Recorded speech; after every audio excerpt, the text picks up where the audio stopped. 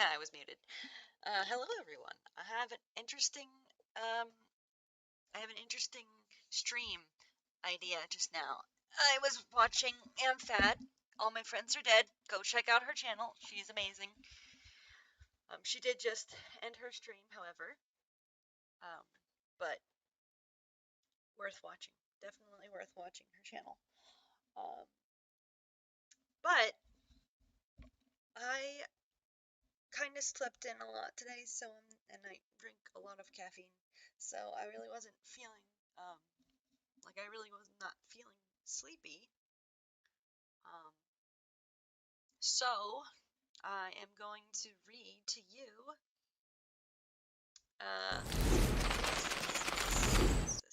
There we go. I am going to read to you some SCPs.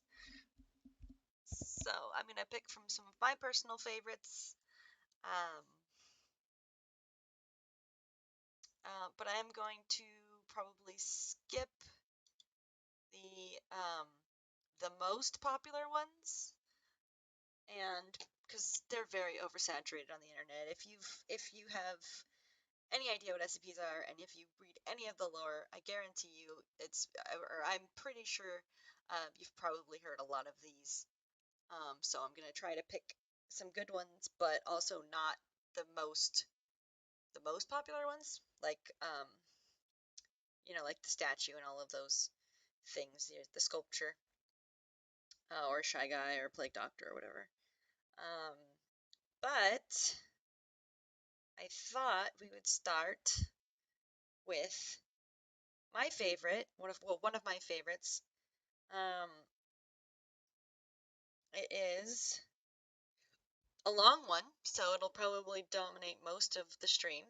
But the reluctant dimension hopper, I'm going to read to you guys. So, um, hopefully this is interesting for you guys. If it is, I would love to do more like this.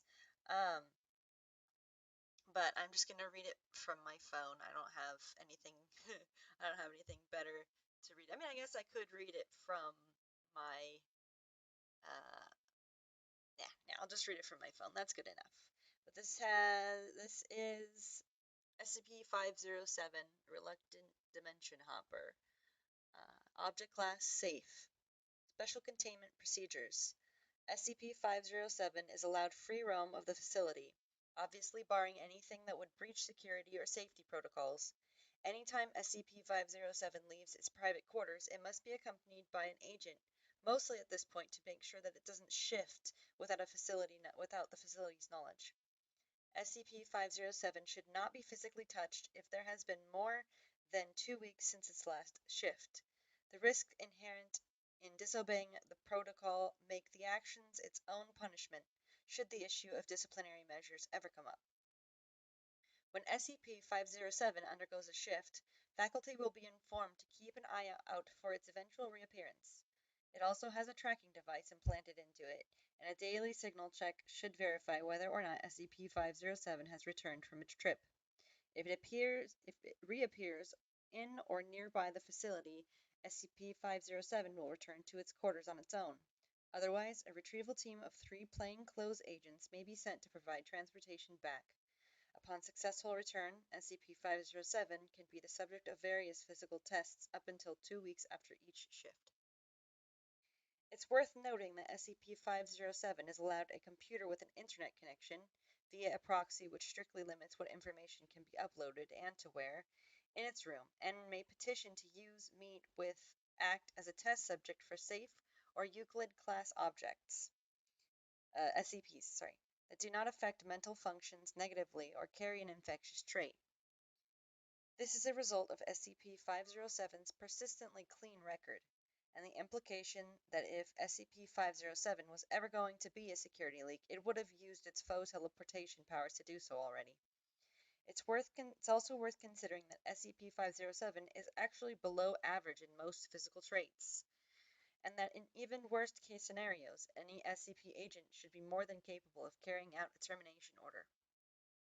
Description: SCP-507 is a Caucasian male with blonde hair and green eyes, sporting no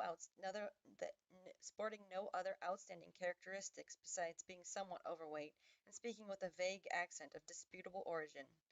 Although SCP-507 has an already established name due to its unremarkable upbringing, it seems to find entertainment in forcing those it meets to give it a nickname in lieu of divulging this information. Thus, SCP-507 will now respond to the names Tommy, Steve, Bruto, Guy, Houdini, and Grabnock the Destroyer. SCP-507 was originally recovered from the redacted asylum.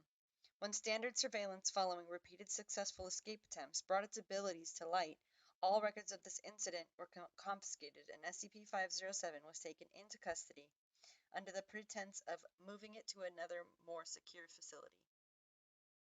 The original theory was that SCP-507 possessed some form of teleportation ability, as it would suddenly disappear and eventually reappear in a different location.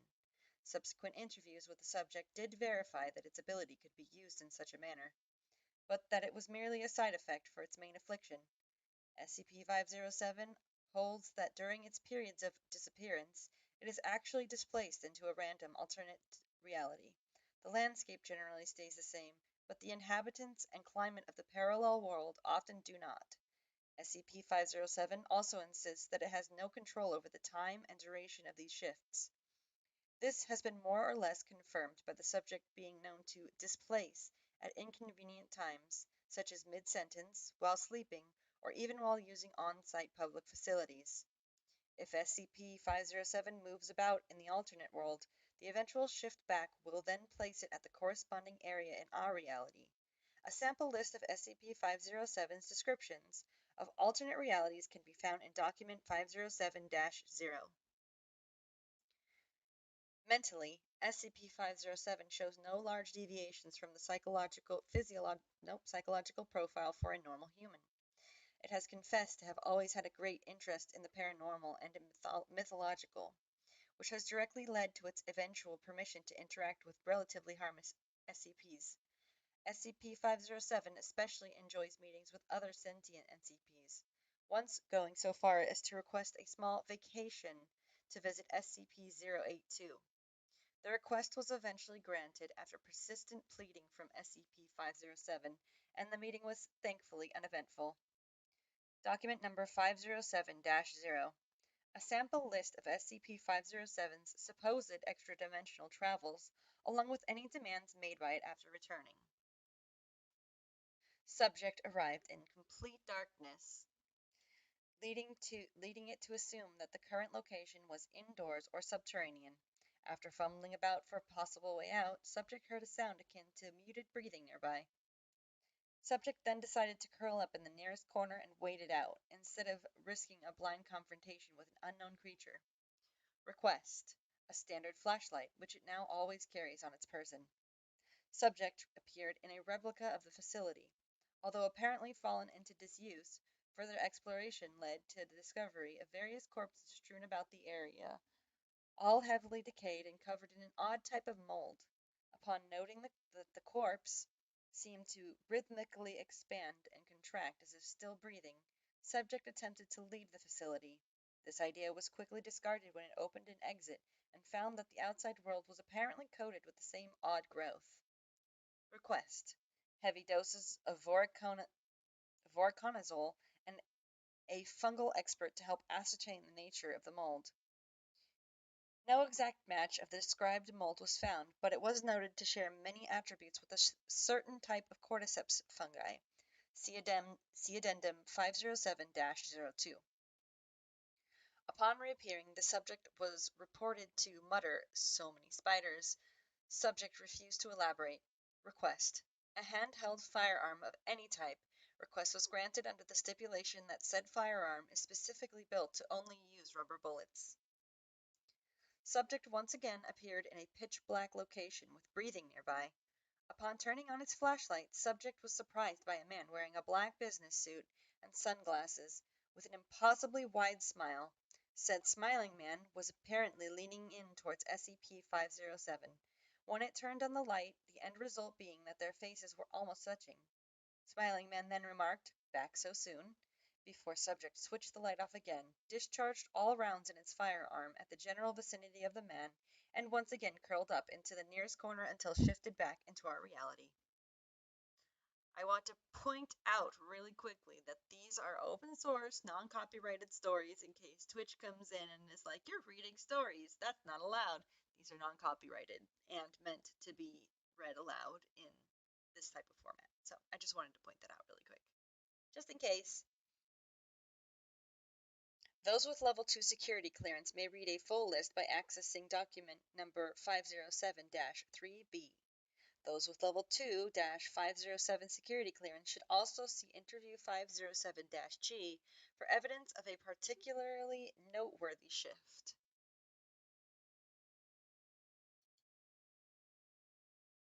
I'm going to go in here.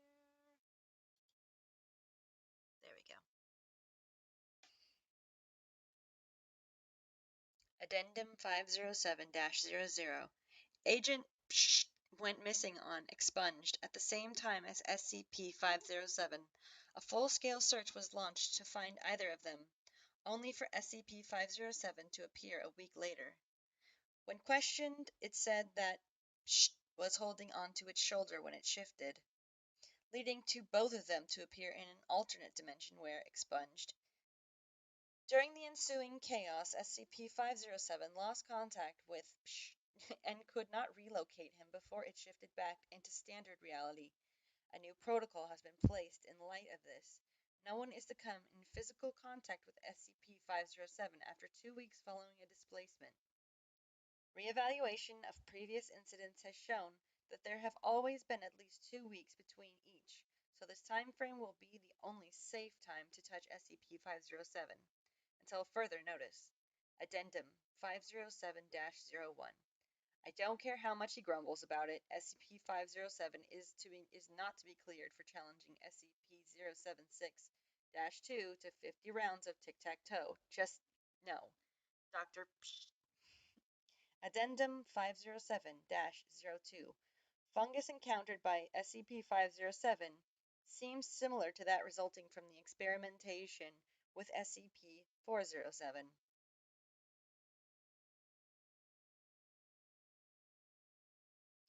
Document 507-3B. Forward. Below is an archive of all documented shifts undergone by SCP-507. Each of these entries is presented with their contents in the following order. For ease of reference, this is a list of equipment granted to SCP-507 thus far. Handgun, loaded with rubber bullets, only one magazine which is carried in the gun. Knife with sheath and belt, tank of air, high-intensity flashlight, 1 week of vegetation ration packs, waterproofed set of binoculars, tracking collar, and camera. I'm going to write something really quick.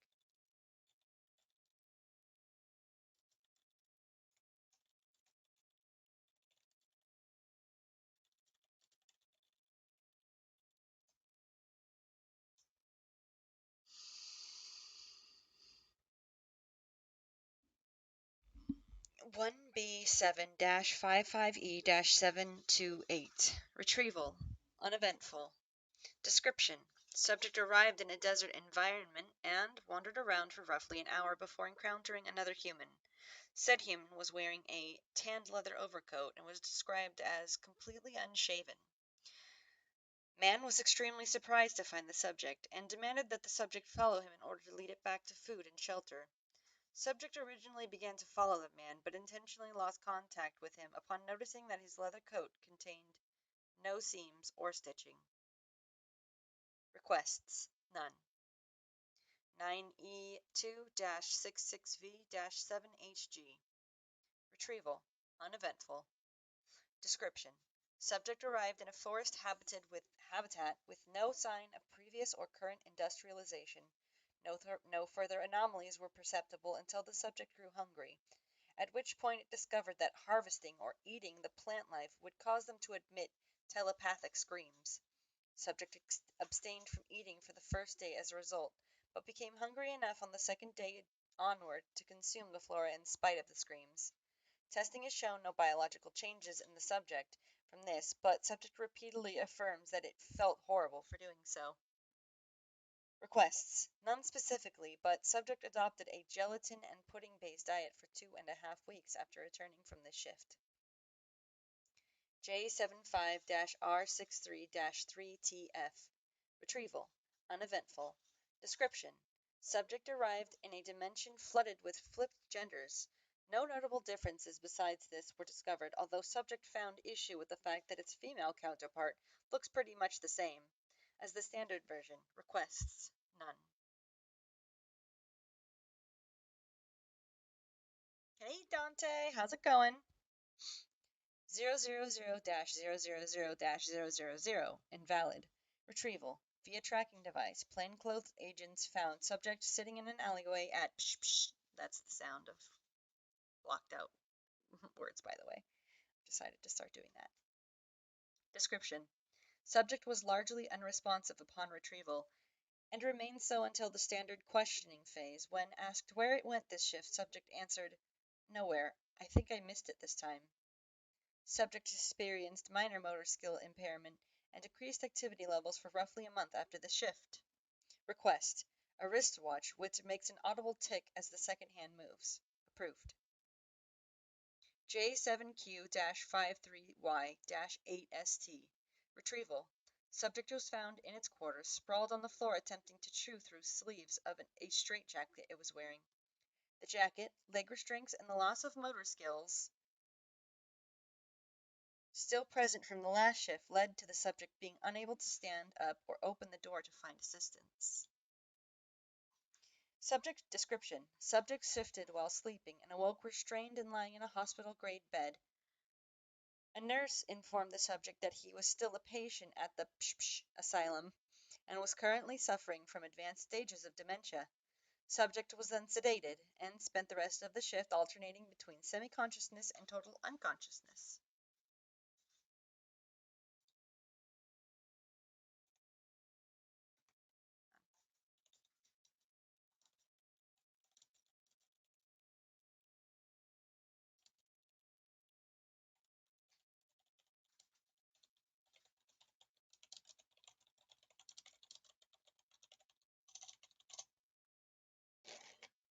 Okay, sorry. I was letting everybody know what SCPs are. What are you doing, cat? Really? You're really playing in the freaking dustpan? You weirdo.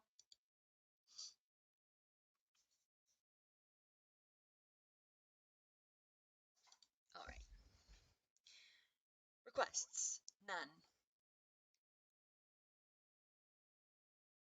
9E2-66V-7HG-2. Retrieval. Uneventful. Description. Subject once again arrived in the forest habitat from 9E2-66V-7HG. The flora seemed to have remembered subject's last visit, though, and they reacted by screaming for its entire 4-day shift. Requests. A hug. Approved. 6K3-21B-IOS. Data expunged under direct order of the O5 Council. Level 5 clearance required. Description. BN2-AL6-CTE. Retrieval uneventful. Description. Subject arrived in a derelict metropolitan area. Subject that was unable to locate any other humans, but noted an overabundance of cats in every area it visited. Said feline seemed no different from normal house cats, though, and subject spent most of this shift petting any who came near. Hey, Mo! Welcome to my SCP reading! During the standard examination procedures after retrieval, trace amounts of Toxoplasma gondii variant were discovered on the subject's clothing, as well as larger amounts on its shoes. Further testing showed that subject had not yet been infected with the toxoplasmosis variant, most likely attributed to the short time frame of this shift not allowing the subject to grow hungry and seek out food. All clothes and belongings that were on subject's person during the shift were incinerated, and the subject forced to undergo special decontamination procedures in order to prevent any possible contagion. Request. A pair of rubber gloves. denied on the basis that hand protection would not have protected the subject from infection anyway. 125-28P-OS4-3 Retrieval. Via tracking device, subject was attempting to return on its own, but was making less progress than usual due to the discomfort of doing so. Description. Subject once again arrived in a pitch-black area with muted breathing nearby. Subject decided to seek an exit, this time via blind wandering. Subject eventually found itself at the mouth of a corridor with what appeared to be a light source at the end. Subject began to run towards the light upon noticing this. As it grew closer, the light suddenly grew in intensity, and the subject was exposed to searing pain. Subject passed out at this point and only awoke after it had shifted back. As it grew closer, examination upon retrieval revealed that the subject's epidermis had been cleanly stripped down to the stratum granulosum in all areas open to sunlight, and down to the stratum lucidum in all areas covered by clothing. Requests. None, but subject reappeared wearing a pair of large, heavily tinted sunglasses. Subject did not notice that it was wearing these until they were pointed out, and supposed that they were probably why its eyes did not undergo the same process as its skin. 7F2-WA3-193 Retrieval. Uneventful. Subject arrived in an urban area with no major changes as far as it could tell. Subject used the public computers of the library to search for differences between the dimension and ours, eventually finding that Abraham Lincoln was assassinated by his vice president in order to claim his position. This ultimately led to the presidency becoming a tribe leader-like position, where the current leader is legally allowed to be challenged and overthrown by suitable candidates. We need to do that. Subject noted with great surprise that this change did not do much to alter most major presidents taking office. Many minor and or detrimental presidencies tended to end via bullet wounds, often in unlikely locales from improbable angles, which deterred most from attempting coups at all. Requests. None. WS6 ECU-83D Retrieval. Uneventful. Description. Subject arrived at the mouth of a cave with intense heat. Subject walked outside the cave for further investigation to find that the area around it was a wasteland. Most of the heat appeared to emulate from two suns in the sky. The subject could not discern whether they were extremely large or extremely close to the planet. Upon further examination, the suns blinked and turned away, and the heat subsided. Subject spent the rest of the shift within the cave. Requests. None. Q56-DRU-865 Retrieval. Subject found in the cafeteria, masticating on what appeared to be redacted. Upon containment of redacted, subject uttered the words more, more, more before losing consciousness. Subject regained consciousness 2 hours later, expressing a strong desire for pudding. When questioned, subject claimed to see the biggest mound of pudding ever. When questioned as to why it was masticating on redacted, upon arrival, subject claimed to be eating a glob of pudding at the time. Subject reported seeing redacted rolling around the hallways. Hallucinations passed within 24 hours. Request. Pudding. Request granted.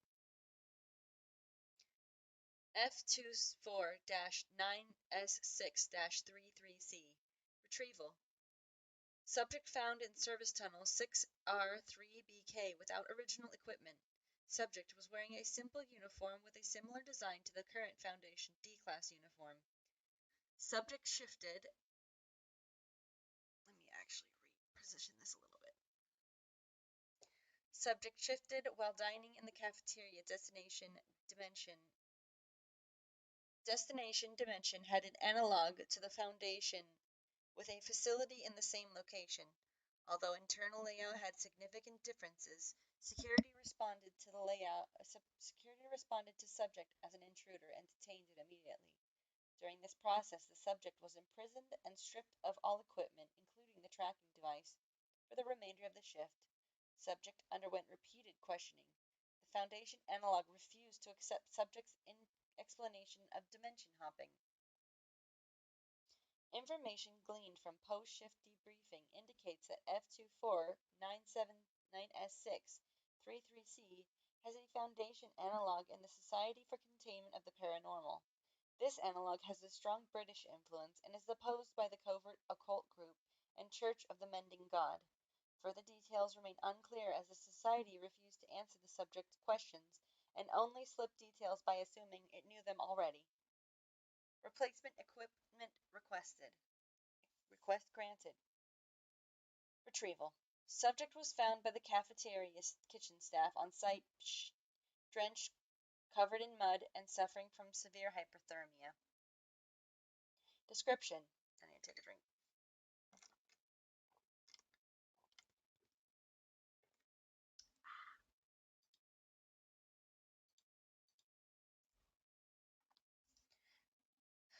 Subject arrived in a large field during a rainstorm. Subject attempted to find shelter from the rain, but found none, remaining in the rain for the entire shift. After an unknown length of time, the subject reported seeing entities in the distance. Although the heavy rain obscured the subject from obtaining a detailed report of their appearance, the subject described them as being vaguely humanoid in shape. The entities began to slowly move towards the subject from all directions. Near the end of the shift, the subject reported hearing labored breathing from the nearest entities. A set of warm clothing. Approved. 2AW-9U2-E5T. Retrieval. Uneventful. Description. Subject arrived in midair, falling from an outdoor environment into a subterranean body of water at the bottom of a large cavern. Though admittedly experiencing a strong surge of adrenaline from this event, subject reported swimming a long way before reaching land. Subsequent observation revealed a giant hole in the ceiling of the cavern, through which subject had apparently fallen. Also reported were archways to other large caverns, most with shafts of sunlight visible, indicating other surface collapses. Regular vertical grooves in the walls indicated possible excavation. Despite the cavern's immense size, no other sign of life was observed. Before returning, subject realized that the possibility of shifting back to our reality so far underground might cause it to be displaced in solid rock, and spent its remaining time frantically searching for a way back to the surface. When subject succeeded, it discovered that the sinkholes were much more widespread than what had been visible from below. Request. Diving lessons. Denied. I don't know why. Alright. Let's read a new one. Sort by rating.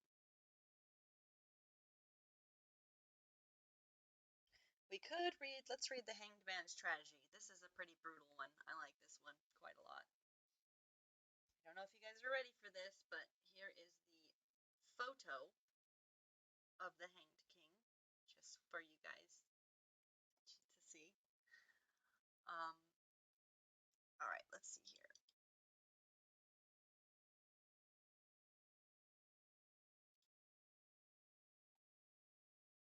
Alright. Item number, SCP-701. Object class, Euclid. Special containment procedures. All materials relating to SCP-701 are to be kept in a triple-locked archive at storage site. These items currently consist of the 2 currently extant copies of the 1640 Quarto, 27 copies of the 1965 trade paperback edition, 10 copies of a 1971 hardcover printing, 21 floppy diskettes consisting of data seized from raids on Expunged, 1 SVHS videocassette tape designated SCP-701-19-A, and 1 steel knife of unknown origin designated 701-19-B. At no time are any of these items to be removed from the room. Access to the areas is to be heavily monitored. Absolutely no personnel whatsoever is to be granted access to the archive without the express in-person permission of Doctors L, R, and J. Description: SCP-701, The Hanged King's Tragedy, is a Carolina-era revenge tragedy in 5 acts.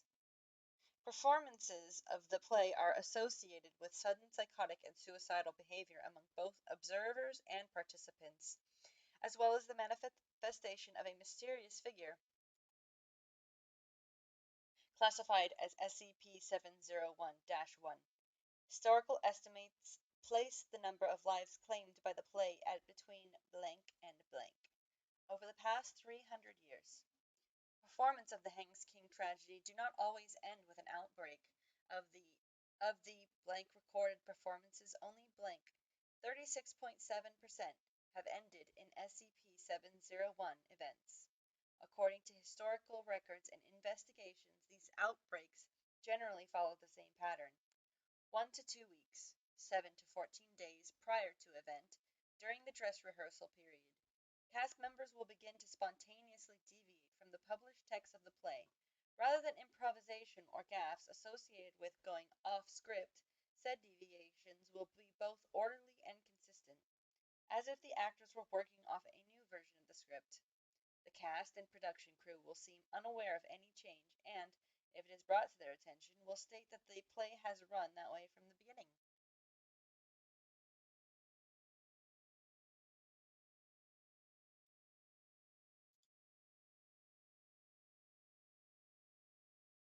We need portals. Yes, we do. 2 to 3 hours prior to event, the outbreak generally occurs during opening night, or else at the production with the greatest planned attendance, generally falling within the first week after the play's opening, 1 to 2 hours before the event. SCP-701-1 begins to appear on stage in the final scene of Act 1, generally in the background or to the side of the main action. It may seem to enter or exit the stage area, but does not appear to ever enter the backstage or offstage area. It simply disappears when not on stage.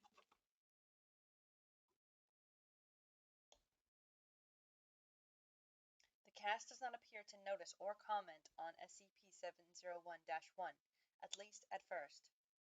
Remember, 701-1 is the Hanged King's strange figure that appears. The event. SCP. This is where it gets brutal, so just in case anybody is squeamish, I would leave. The event. SCP-701-1 appears fully on stage during the banquet scene in Act 5. Here, it will be incorporated into the action of the. I'm sorry, that was dash 4. Here, it will be incorporated into the. No, that is 5. Sorry. It will be incorporated into the action of the play as the Hanged King. The cast will either murder each other or commit suicide, sometimes using items that seem to appear spontaneously on stage. Rioting breaks out in the audience, with viewers randomly attacking anyone in front of them, regardless of their prior relationships. Following the event, if any of the audience members survive the initial outbreak, they may exit the performance space, in which case they will continue to engage in random and opportunistic violence. Victims will generally require sedation or restraint in this scenario. Normal personality will begin to return roughly 24 hours after the event. Surviving victims will generally exhibit signs consistent with a traumatic experience. Some will have no recollection of the event. Others may be rendered permanently comatose or psychotic. For a typical case study of an outbreak, see Incident Report SCP-701-1.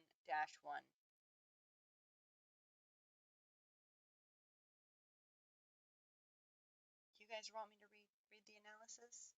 It's not. It's a different link. It's linked from this. We'll read it. We'll read it later. An analysis of the events leading up to the last uncontained SCP-701 event in 19 blank during a high school drama performance in blank. For more information on the play's published text, see document SCP-701-1640-B-1.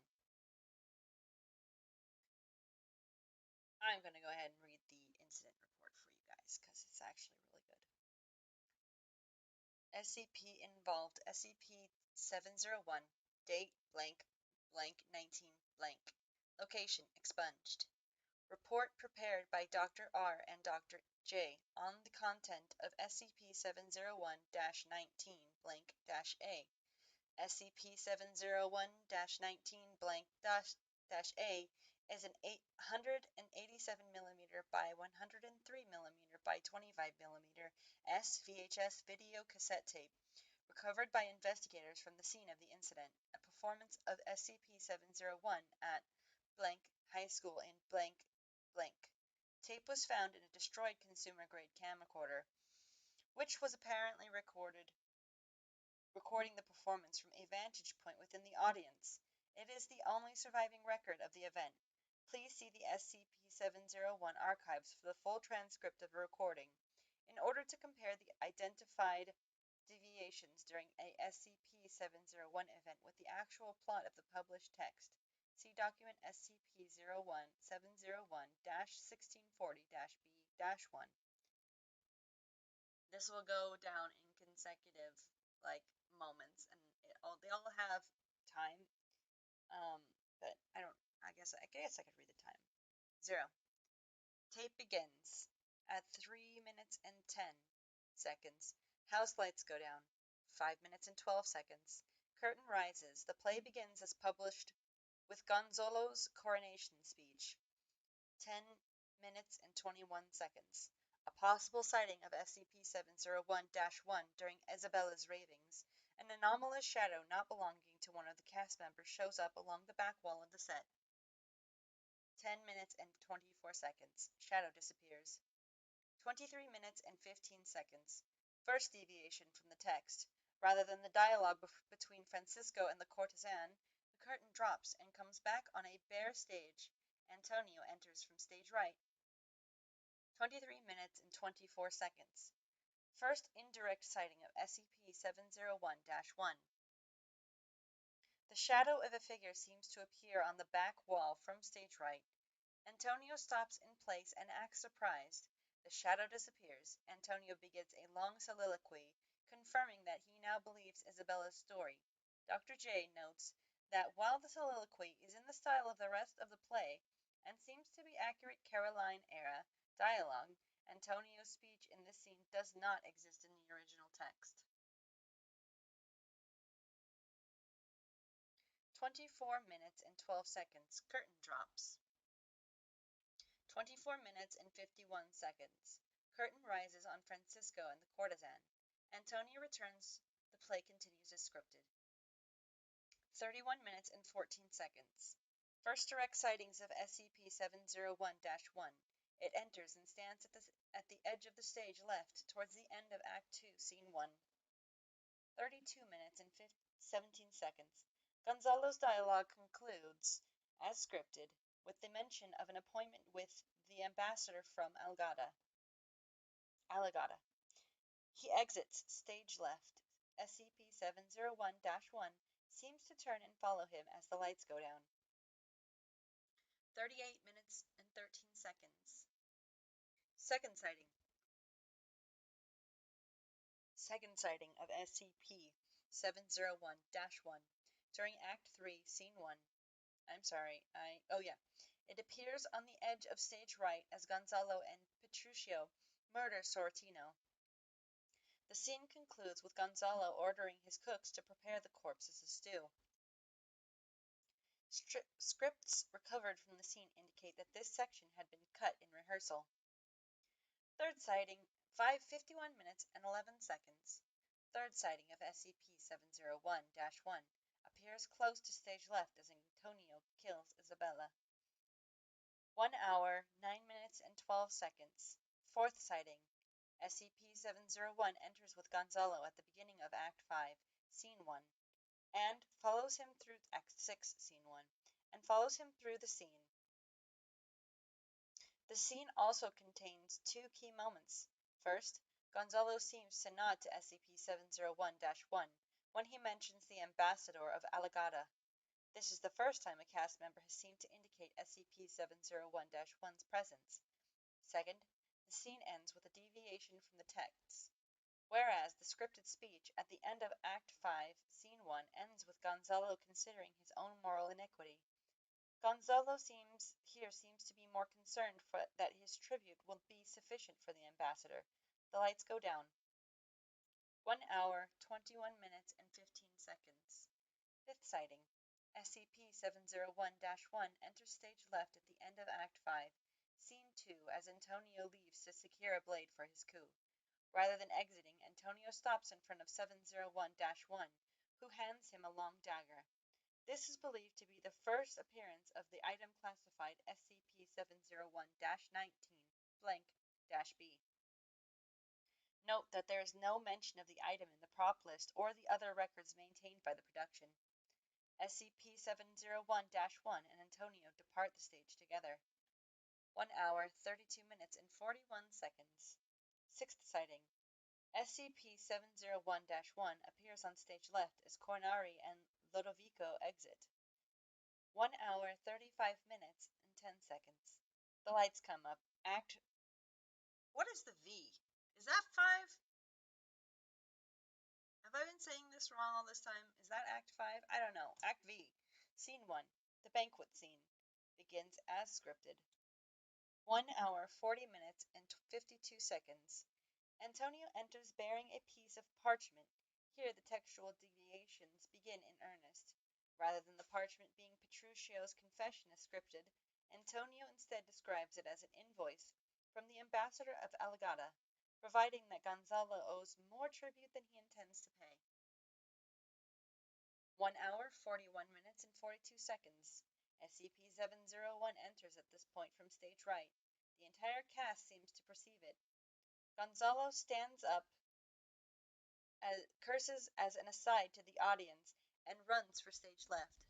The rest of the cast, including Alinda and Francisco, who enter from stage left, physically restrain Gonzalo and drag him back onto the stage. SCP-701-1 meanwhile moves to the center of the stage, where it stands in front of Gonzalo's throne. It is about to get pretty brutal here, just so you guys are aware.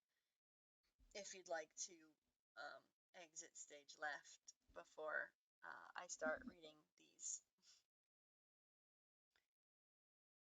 Antonio at 1 minute 43 second 1 hour 43 minutes and 8 seconds.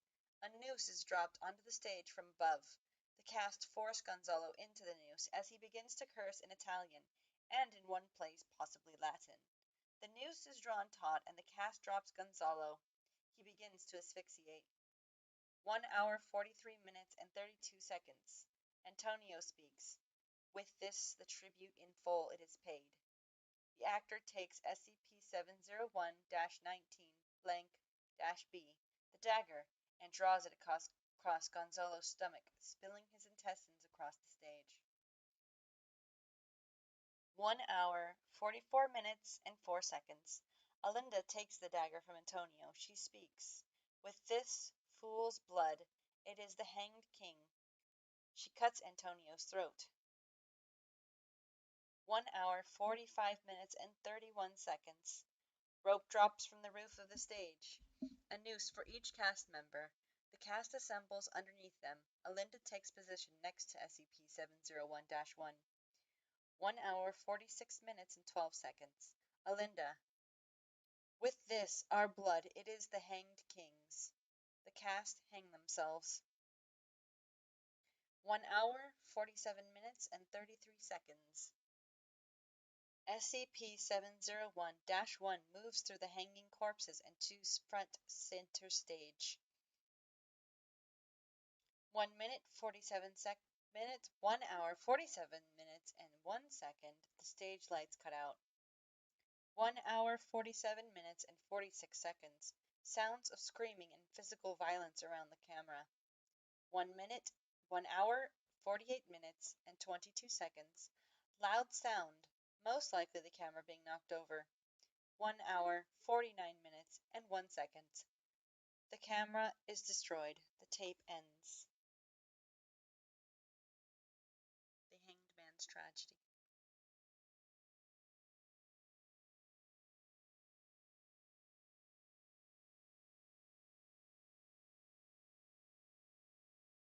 So, moving back into the main body of the SCP.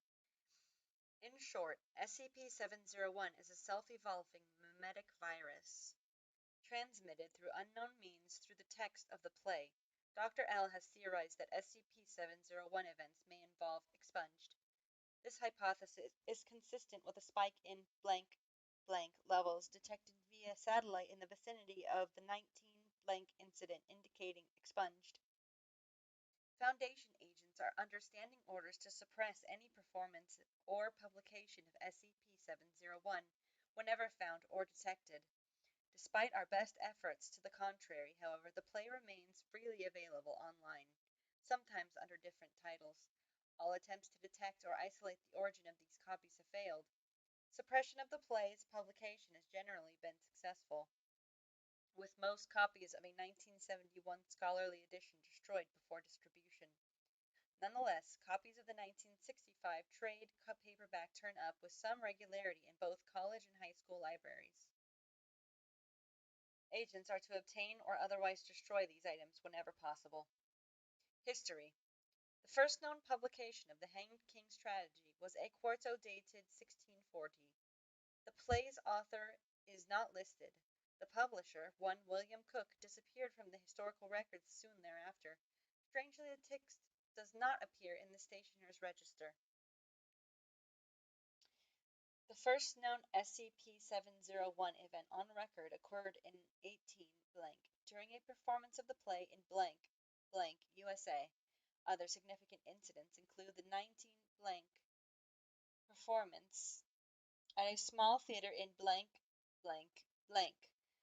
1964 performance at the University of the 19 performance at University, the first SCP-701 event successfully suppressed by the Foundation is 19 performance by a student group in California, the 19 television adaptation of the Broadcasting Corporation. Production successfully shut down by the Foundation before broadcast, and the 19 incident in Ohio, USA, designated SCP-701 19 1. Agents should note that copies of the play have often been misfiled under different titles or spellings of the title. Furthermore, photocopies of the 1965 text have been found in circulation throughout college theater departments in the continental United States and in the United Kingdom.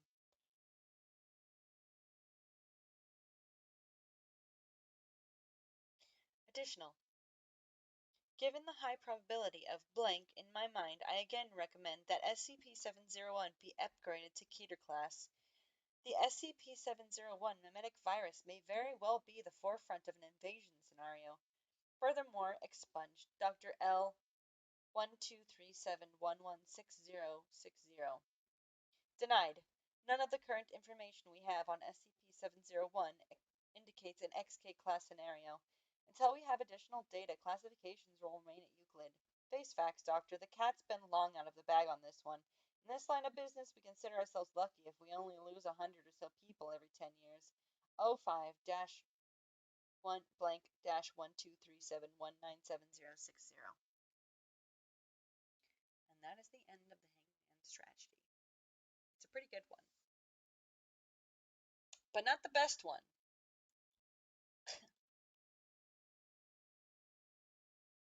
What else?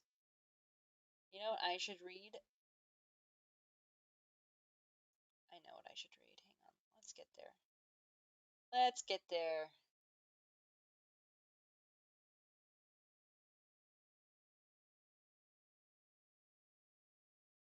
I don't remember exactly where it is.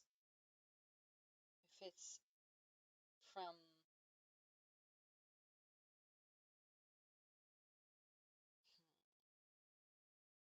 the fanfic plague. The Never-Ending Pizza Box. Interesting.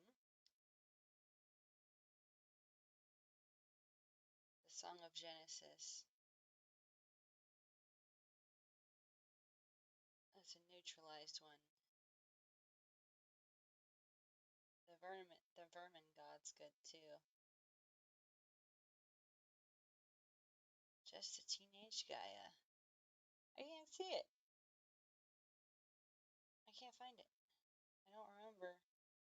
where it is. Dr. Wondertainment's ontological six balls.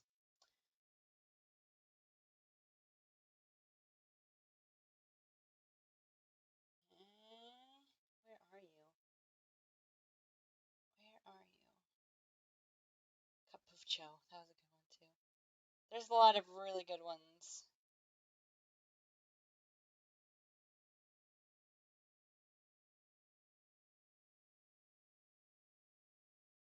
He feels your pain. That was a sad one.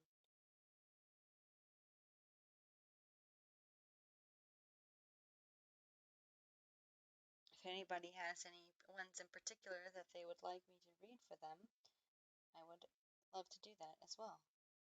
If anybody knows.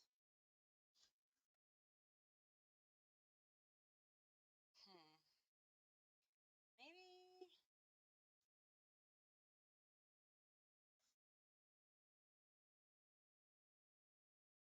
Hang on. Let's see here.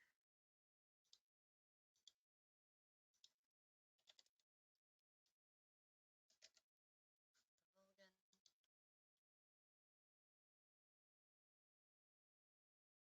Ah, that's a good one. I don't know if I should read that one right now though. I don't know if that's the one to read right now. But it's a good one. Let's see, I was looking for a very specific one.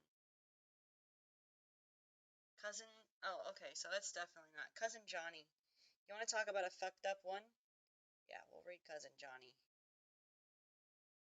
2852.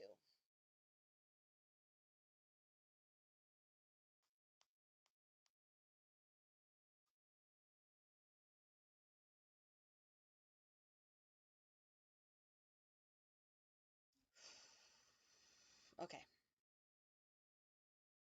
Cousin Johnny.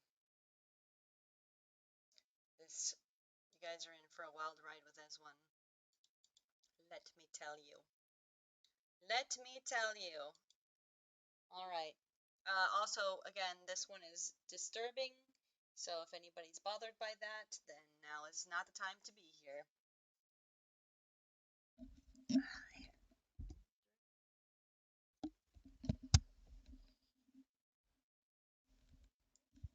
There we go. Item number SCP-2852, also known as Cousin Johnny. Object Class Keter. Special Containment Procedures. Containment of SCP-2852 is to focus on tracking and disruption of incidents, where possible, and general monitoring of SCP-2852 compatible population centers. All individuals involved in blue level and white level events are to be monitored extensively, and their identities are to be given to local law enforcement as potential terrorist threats. Even when disrupted, individuals involved in blue level and white level events are to be catalogued, and their names are to be sent to the local law enforcement agencies. Individuals witnessing the disruption of either event are to be given Class B amnestics. Black level events are to be monitored until conclusion. Afterwards, all participants are to be treated with Class A amnestics and otherwise treated identically to the ones affected by the other events. Members of mobile task forces Upsilon 36, Upsilon 52, and Upsilon 99 who witness a black level event are to be treated with Class A amnestics. Hi, Gobahog! Welcome to my stream. Glad you could make it while I'm doing some bedtime stories. Definitely. Since you're just showing up, I just wanted to let you know that I'm currently reading an SCP that is extremely disturbing. So if anything like blood, gore, violence, anything like that is uncomfortable for you, that is what I am currently reading. This is definitely a disturbing one, so I just wanted to let you know.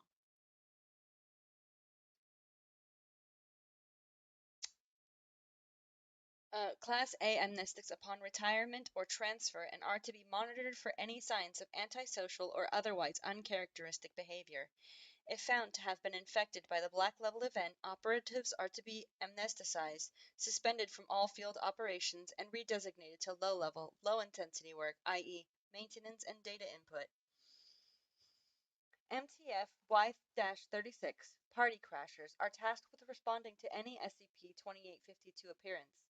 NTFs Y-52 Cater Duty and Y-99 Altar Boys are tasked to identify SCP-2852 events and provide backup to MTF Y-36 as needed.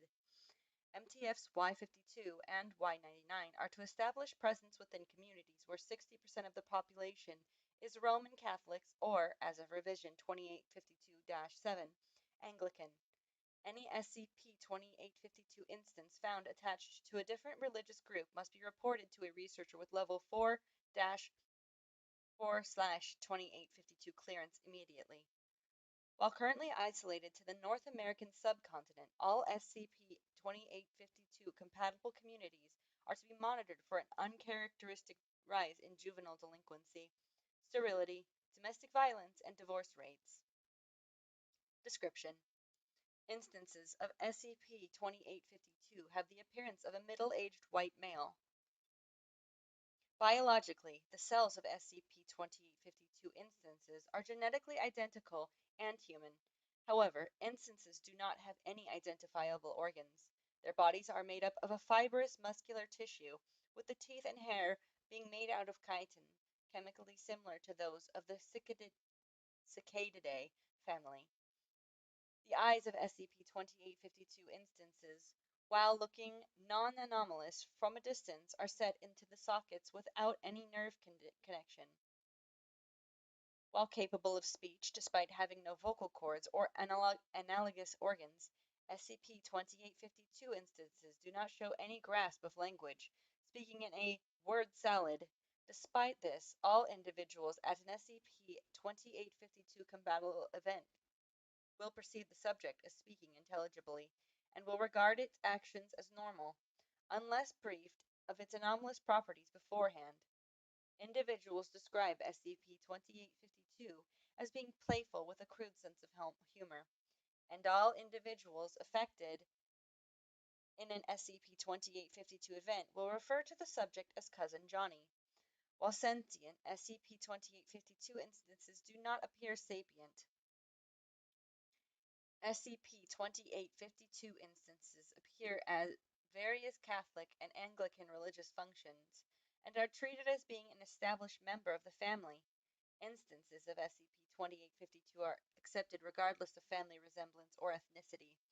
The entity appears at baptisms, weddings, and funerals, referred to as blue level, white level, and black level events, respectively. Currently, no SCP-2852 instance has been found to appear at any other family gathering. All attempts at tracking 2852 instances before and after an event have met with failure. The entities are able to appear at such events as though they had always been there, alternatively appearing between frames when under surveillance or simply evading any attempts by operatives to keep them out of an event. All tracking devices placed on SCP-2852 instances have malfunctioned immediately, with the entity evading any surveillance. Each family gathering that SCP-2852 attends results in different behavior from the subject and different effects. Generally, the effects of SCP-2852 appear at a family gathering result in more serious damage done to children, although adults are not free from its effects. It is worth noting that stopping an SCP-2852 instance before it involves itself in the religious ritual will not stop its effects from spreading, although they may be diluted. The appearance of SCP-2852 at an event is enough for its effects to start spreading among the family. When questioned after an event, all affected individuals report a feeling of fondness towards SCP-2852 regardless of its actions during the event. I'll now read Blue Level Event. SCP-2852's effects at a Blue Level event are present more strongly in the child being baptized, its parents, and any godparents chosen for the occasion. During the baptismal ritual, SCP-2852 will involve itself directly in the proceedings, acting as a third godparent when traditionally there are only two, a male and a female. Blue Level events. One moment.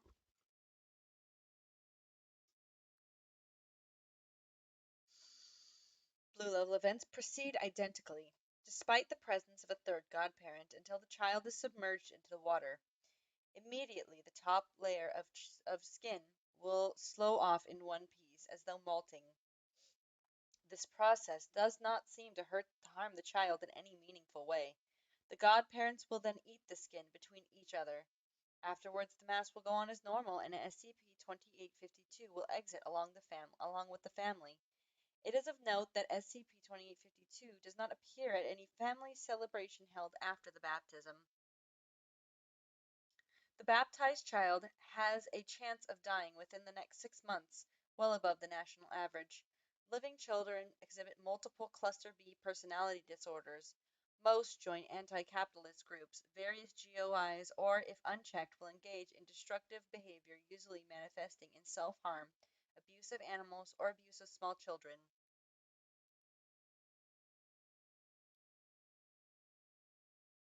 Godparents and biological parents will be rendered sterile. Regardless of SCP-2852's success in becoming part of the baptismal ritual, both groups commit suicide within 5 years of a blue level event, normally through drowning.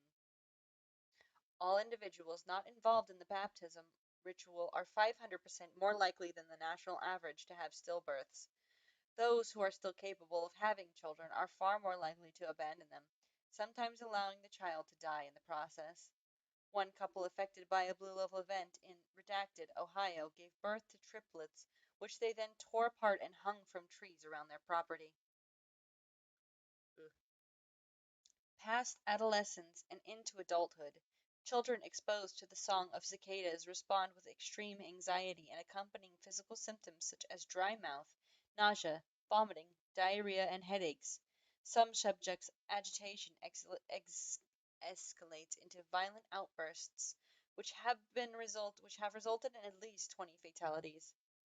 When interviewed about the cause of their disturbance, no subjects have ever identified cicada song as a trigger for their episodes. Even in one interview involving Level V enhanced interrogation, I guess that's 5 actually.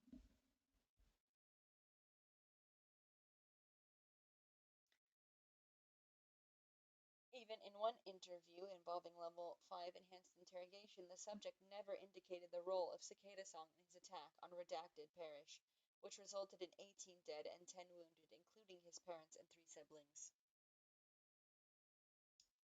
Now I will read white level events. It only gets worse from here. It only gets worse. It only gets worse from here. I wish I had the ability to put my snap cam on because it's very bright.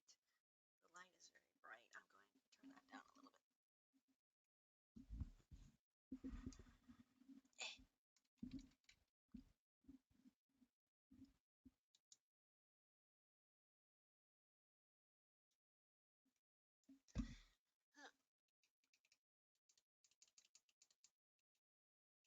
There we go. That's much better. Now I'm not totally washed out. Okay. Now I will read to you white level events. During the marriage ceremony, SCP-2852 will insert itself as a groomsman, and its most deleterious anomalous effect will only manifest after the vows. After the rings have been exchanged, SCP-2852 will produce various implements that allow the bridesmaids and groomsmen to pull out their teeth one by one.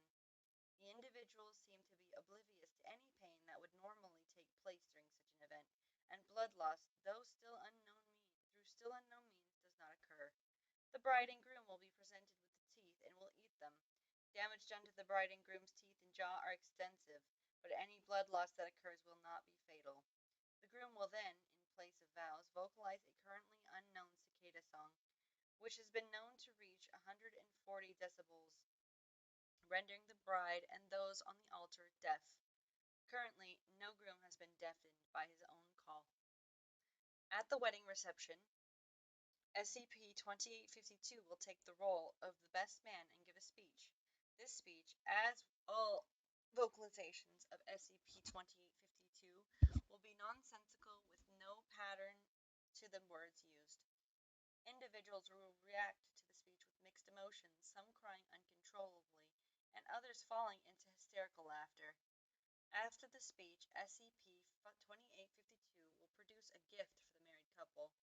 This gift, currently, has always been 3.5 kilograms of human hair of various colors, 13 deceased specimens of Tiburon linnae, and 23 human teeth in a cardboard box. DNA testing on all gifts has been inconclusive. I am curious as what Tiburon linnae is. So let's look that up really quick.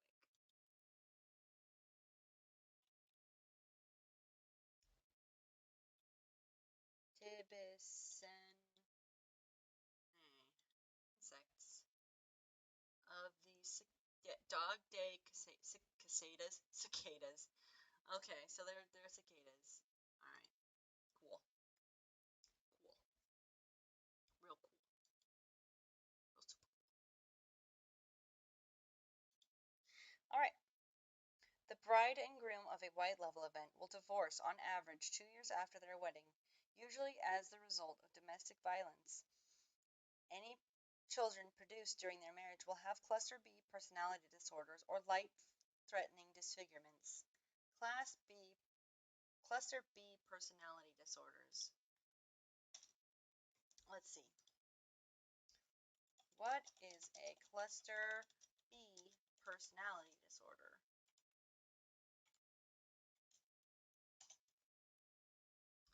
Cluster B personality disorders characterized by dramatic, overly emotional, or unpredictable thinking or behavior. They include antisocial personality disorder, borderline personality disorder, histrionic personality disorder, and narcissistic personality disorder. Those with family members who has BPD are considered more likely to develop the disorder. Trauma, such as assault or neglect early in life, may lead to a cluster B personality disorder. See, this is also an educational stream. Just come here to be educated on things. Hear cool stories and be educated.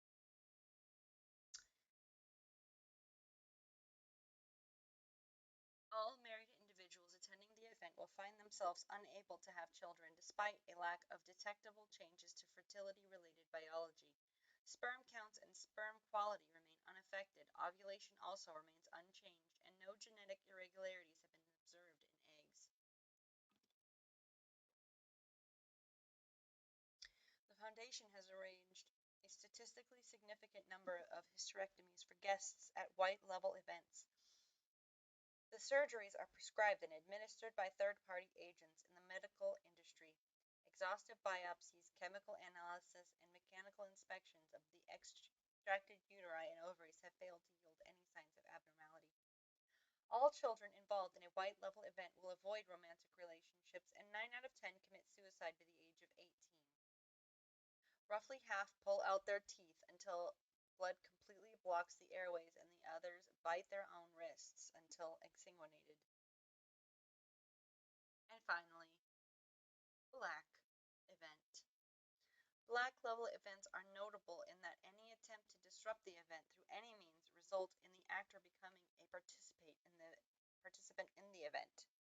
Currently, there exists no way to stop or end a black level event. Any attempts at barring SCP-2852 instances from the church or funeral home result in SCP-2852 simply appearing in a pew. This will not disappoint you. This is still super freaking dark. During a black level event, SCP-2852 will take the place of the eulogizer. Even if one was not scheduled to speak during the Mass, the speech, as any vocalization by SCP-2852, will be nonsensical with no patterns being found. However, as the subject speaks, the individual closest to the departed will open the casket and produce long knives. The knives produced during a black level event are not seen before the event and disappear after the event. The individual will then exsanguinate themselves, normally from the wrists, but there have been instances where individuals have slit their throats. In turn, 2 by 2, each attendant will use the knife to pour their blood into the casket. Children too young to exsanguinate themselves are helped by adults. Despite many losing enough blood to result in death, no physical effects are seen in the participants.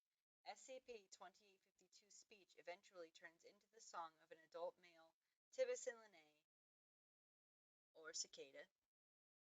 All participants will respond with the same call, despite the song of cicada being limited to the male. SCP-2852 will stand at the pulpit until each individual has bled themselves and then will walk to the casket and vomit a mixture of blood, wood pulp, and dead specimen of Tibetan Linné. It is currently unknown how SCP-2852 instances are able to hold the mixture within themselves due to the lack of any cavity of sufficient size in its body. What I want to know is how they figured out that it has no organs. I'm just saying. Once finished, the funeral mass will go on as normal, and the casket, filled with blood and SCP-2852's vomit, will be taken to the cemetery and lowered into the earth as normal for a Catholic or Anglican funeral service. Black level events normally end here. If a family gathering was planned to take place after the funeral, SCP-2852 will attend. SCP-2852 will, once all individuals affected have come to the location, vomit a similar mixture of blood, wood pulp, and dead Tibetan Linné into a bowl. This mixture will be primarily eaten by the affected children. After this has been eaten, SCP-2852 will give another speech of nonsensical words without patterns, strip itself, and lay upon a table. The participants then will eat SCP-2852's flesh until there is nothing left. During this, SCP-2852 will still vocalize even when suffering from mortal injuries. Participants have been known to carry on friendly conversation with 2852 while eating it.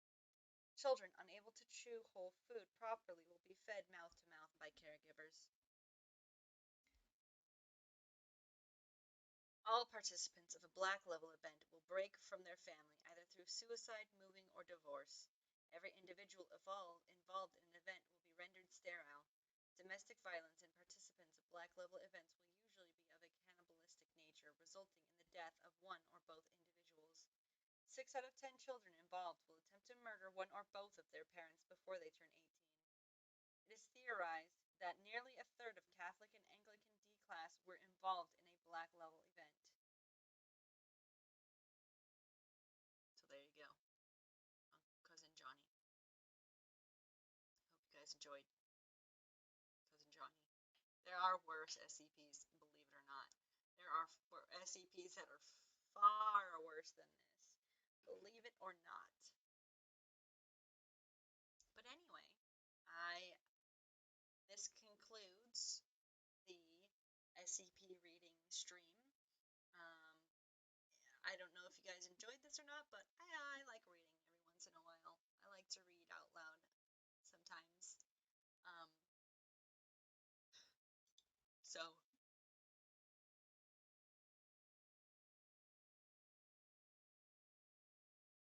anyway, as always, am so glad you guys came and hung out with me for a while.